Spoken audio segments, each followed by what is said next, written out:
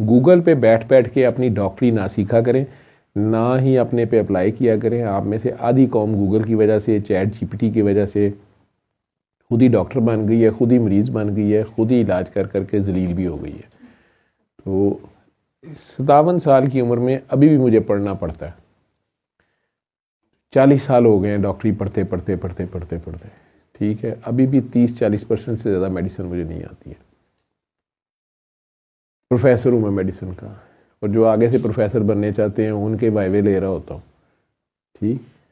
आप तो chat GPT पे और गूगल पे पढ़ के डॉक्टर बन ही जाएंगे रातों रात, और सुबह उस पर अमल करके और कुछ नहीं तो एंजाइटी डिप्रेशन के मरीज़ बन जाते हैं। और फिर वो बात आपकी खोपड़ी से निकालनी हमारे लिए मुश्किल हो जाती है, क्योंकि वो हज़रत गूगल रहमतुल्लाह अलैह उनके ऊपर नाज़िल हुई होती है। वो तो गलत हो नहीं सकती, डॉक्टर साहब पेंडू ने।